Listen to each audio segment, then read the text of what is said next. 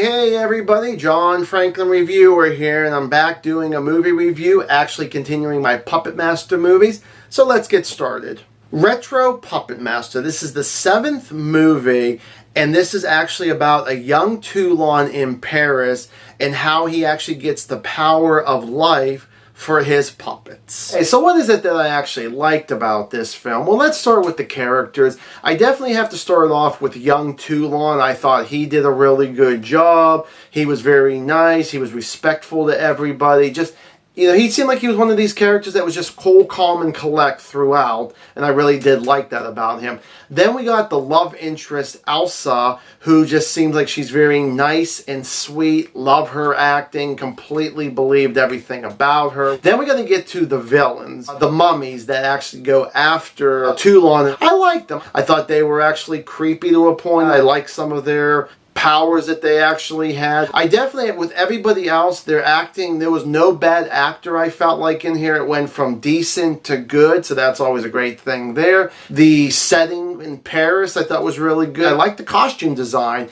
And the final like is the puppets themselves. So the thing is, the design in this one is the old-fashioned wooden puppets then. Now I gotta be honest, for this being a one and done, I actually do like the puppets. I actually do like their design. Now if they were actually they use these puppets throughout this entire franchise, I guarantee I would not like this franchise as much as I really do. And now on to the dislikes. One thing I got to be honest is that this is a prequel, and that's fine that it's a prequel, but this is the second prequel. I'm not saying anything's written in stone when you're going to do a series that you're allowed to only have one prequel and one origin story. But honestly, it does bring it down a little bit compared to the other one, which I did forget to mention in that review. Puppet Master 3 is a prequel. So I figured you're going to come up with a second prequel. There's no way this one is going to be better than part 3, and it isn't in any way there,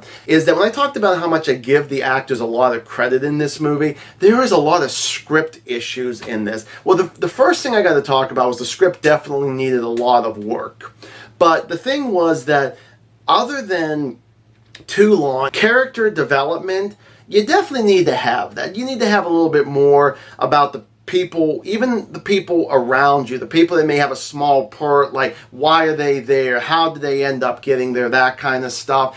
And the thing is, like I said, the actors had a really, I felt like in my mind, I felt like that they really had to bring themselves up to make this script a little bit better than what it was. But another thing I will always hate when it comes to writing is lazy writing. And the main thing that really pisses me off about this movie is that there's a lot of characters that repeat themselves. You know, a character might say something, then another character says the exact same thing, then someone else might say, and then over and over and over again. I mean, that's another thing, is that there are characters that I think that they do a good job of their acting, but still doesn't mean you have to care for them, because there's some of them that are only in the movie like maybe 1, 2, possibly 3 scenes, and then they're no longer in the movie, no matter if they die or if they just are missing and we don't ever see them again, or whatever the reason is. I still think this is a fun movie, and yes, I do recommend it. My rating will go 2.5 out of 4 stars.